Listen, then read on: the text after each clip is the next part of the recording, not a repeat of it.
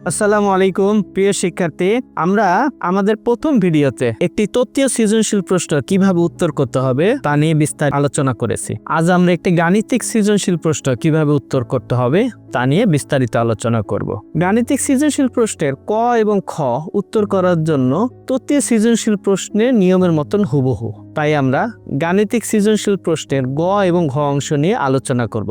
আসুন একটি গাণিতিক সৃজনশীল প্রশ্ন দেখি। আপনি একটি গাণিতিক সৃজনশীল প্রশ্ন দেখতে পাচ্ছেন, যেখানে আমাদের গ এবং ঘ এই দুটি প্রশ্ন রয়েছে। গ যে প্রশ্নটা সেটাকে আমরা প্রয়োগমূলক বলতেছি এবং ঘ এটাকে আমরা উচ্চতর দক্ষতামূলক প্রশ্ন বলতেছি। কারণ হচ্ছে আমাদের ঘ অংশে সিদ্ধান্ত নিতে হবে, যেটা উদ্দীপকের আলোকে বিশ্লেষণ করে। এই কথাটি সবার শেষে লেখা আছে। গাণিতিক সৃজনশীল প্রশ্নে একটি প্রয়োগমূলক প্রশ্ন উত্তর করার জন্য আমাদেরকে তিনটি ধাপ অনুসরণ করতে হয়, যেটা আমরা তত্ত্বীয় অংশ আলোচনা করছি। প্রথম থাকে যে জ্ঞান অংশ, যে বিষয়টি জ্ঞান কি হবে, জ্ঞান অংশে যে বিষয়টি গণনা করতে বলেছে বা নির্ণয় করতে বলেছে তার সূত্র লিখব। এই সূত্র লেখার জন্য 1 মার্কস। অনুধাবন অংশে সূত্রে যে চলকগুলো বা ভেরিয়েবল গুলো থাকবে তার মান বসাবো, তবে মান বসানোর পূর্বে দেয়া আছে দিয়ে অবশ্যই লিখতে হবে। তাহলে আমি যদি সূত্রে মান বসাতে পারি এবং দেয়া আছে দিয়ে লিখতে পারি, তাহলে আমি 1 মার্কস পাবো। এবং সর্বশেষ প্রয়োগমূলক অংশে আমরা ক্যালকুলেটর ব্যবহার করে গণনা করব। গণনা যদি সঠিক হয় তাহলে আরো 1 পাবো। তাহলে তিনটি অংশে আমরা 3 পাবো। একটি নমুনা সৃজনশীল প্রশ্নের প্রয়োগমূলক প্রশ্নটি হলো, আমরা যেই সৃজনশীল প্রশ্নটি একটু আগে দেখে আসলাম, সেখানে আমাদের গ অংশে প্রয়োগমূলক প্রশ্নটি হলো, জনাব মাসুম শাপলা ব্যাংক থেকে 5 বছর পর কত টাকা পাবেন। আমরা কিভাবে বুঝবো অঙ্কে কি দেয়া আছে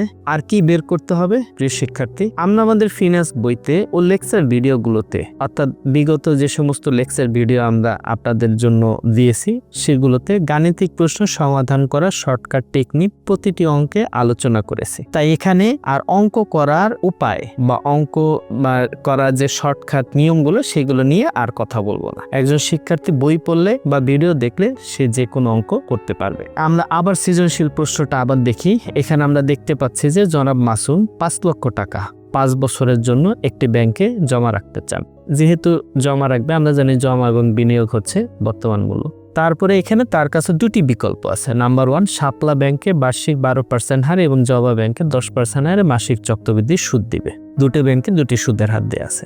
গ অংশে বলছে উদ্দীপকে জনাব মাসুম শাপলা ব্যাংক থেকে 5 বছর পর কত টাকা পাবেন, অর্থাৎ ভবিষ্যৎ মূল্য নির্ণয় করতে। তাহলে গ অংশে ভবিষ্যৎ মূল্য নির্ণয় করতে বলছে, অঙ্কে বর্তমান মূল্য, সুদের হার এবং বছর দেয়া আছে। তাই ভবিষ্যৎ মূল্যের সূত্র লিখতে পারলে 1 মার্কস, যেটা আমরা দেখিয়ে দিয়েছি যে ভবিষ্যৎ মূল্যের সূত্রটা কি। যদি আমরা এর পরবর্তী ধাপে যদি সূত্র লেখার পরে দেয়া আছে দিয়ে লিখতে পারি, দেয়া আছে আমি সূত্রের আগেও লিখতে পারি অথবা সূত্রের ডান পাশেও লিখতে পারি এবং সূত্রে মান বসাতে পারি, তাহলে আমরা আরো 1 মার্কস পাবো, যেটা আমরা নমুনা দেখিয়ে দিয়েছি যে আমরা সূত্রের মধ্যে মান বসাইছি এবং ডান পাশে আমরা অঙ্কটার মধ্যে কি কি ভেরিয়েবল বা চলকগুলো দেয়া আছে সেগুলো আমরা দেয়া আছে দিয়ে লিখেছি। সর্বশেষে আমরা ক্যালকুলেটর ব্যবহার করে গণনাটা সম্পন্ন করেছি।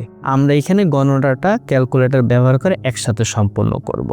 অর্থাৎ যদি আমরা উত্তরটা 8,81,170 টাকা 170.84 টাকা বের করতে পারি, তাহলে আমাদের ক্যালকুলেশন শেষ। তাহলে আমি আরো অতিরিক্ত 1 মার্কস পাবো। তাহলে আমরা এখানে দেখলাম যে সূত্র লিখতে পারলে 1 মার্কস, সূত্রে মান বসাইতে পারলে এবং দেয়া আছে লিখতে পারলে আরো 1 মার্কস, এবং সবার শেষে ক্যালকুলেটর ব্যবহার করে ক্যালকুলেশন শেষ করতে পারলে আরো 1 মার্কস। সব মিলে আমরা 3 মার্কস পাবো। তাহলে আমাদের নমুনা সৃজনশীল প্রশ্নটির গ অংশের পরিপূর্ণ উত্তরটা হচ্ছে এটি, যেটুকু আপনি এতটুকু যদি পুরোপুরি করতে পারেন, তাহলে আপনি গ অংশের যে 3 মার্কস সেই পুরোপুরি নাম্বারটা আপনি পাবেন। আমরা এবার সৃজনশীল প্রশ্নে উচ্চতর দক্ষতামূলক প্রশ্ন অর্থাৎ ঘ অংশ উত্তর করার কৌশল শিখব। আমরা জানি উচ্চতর দক্ষতা অংশে 4টি বিষয় থাকে, যথা জ্ঞান, অনুধাবন, প্রয়োগ এবং বিশ্লেষণ বা মূল্যায়ন বা সংশ্লেষণ। প্রথম 3টি বিষয়ের উত্তর জ্ঞান, অনুধাবন এবং প্রয়োগ যথারীতি গ অংশের মতন। তাহলে বিশ্লেষণ অংশে, যেটাকে বা উচ্চতর দক্ষতামূলক অংশ বলি, তাহলে বিশ্লেষণ অংশে দুটি বিষয়ের মধ্যে তুলনা করে সিদ্ধান্ত নিতে হয় বা দুটি বিষয়ের মধ্যে একটি বিষয়ের পক্ষে বা বিপক্ষে অবস্থান নিয়ে যুক্তি দিতে হবে। এখানে যা কিছু লিখবো তা বই থেকে প্রাপ্ত জ্ঞান বা নিজের অভিজ্ঞতার আলোকে লিখবো।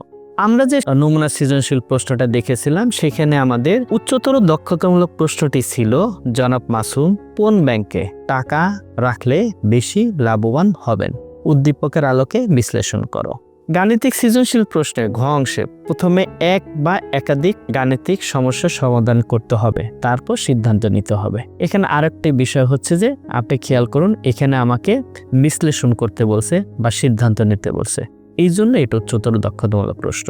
আমরা আবার সৃজনশীল প্রশ্নটা দেখতে পাচ্ছি এবং হচ্ছে ঘ যে রিকোয়ারমেন্ট বা আমাদের সৃজনশীল উচ্চতর দক্ষতামূলক সৃজনশীল প্রশ্নটি সেটি আমরা দেখতে পাচ্ছি যে জনাব মাসুম কোন ব্যাংকে টাকা রাখলে বেশি লাভবান হবে, উদ্দীপকের আগে বিশ্লেষণ করো। এখন আমরা এটা কিভাবে নির্ণয় করব যে এখানে আমরা শাপলা ব্যাংকের কার্যকরী সুদের হার দেয়া আছে, শাপলা ব্যাংকের কার্যকরী সুদের হার কিভাবে দেয়া আছে এটা আমাদের পূর্ববর্তী লেকচার ভিডিওতে আলোচনা করেছি। তাহলে জবা ব্যাংকের কার্যকরী সুদের হার বের করতে পারলে আমরা 3 মার্কস পাবো। এখন কেন আমরা কার্যকরী সুদের হার বের করবো এটা আমাদের পূর্ববর্তী ভিডিওগুলোতে আমরা আলোচনা করেছি, এই জন্য এখানে এই বিষয়গুলো নিয়ে আমরা আলোচনা করব। তাহলে আপনারা সবাই খেয়াল করুন যে জবা ব্যাংকের কার্যকরী সুদের হার আমরা নির্ণয় করেছি। আমরা জানি জবা ব্যাংকের কার্যকরী সুদের হার নির্ণয় করার জন্য বা কার্যকরী সুদের হার নির্ণয় করার জন্য দুটি বিষয় লাগে, প্রথমত সুদের হার, দ্বিতীয়ত হলো বছরের চক্রবৃদ্ধির সংখ্যা। তাহলে এখানে জবা ব্যাংকের সুদের হার 10% দেওয়া আছে এবং বছরের চক্রবৃদ্ধির সংখ্যা যেহেতু মাসিক সেজন্য 12 হবে। তাহলে এখানে আমরা জবা ব্যাংকের কার্যকরী সুদের হার 10.47% বের করলাম। তাহলে আপনি এখানে সূত্র প্রথম লাইন লিখতে পারলে 1 মার্কস,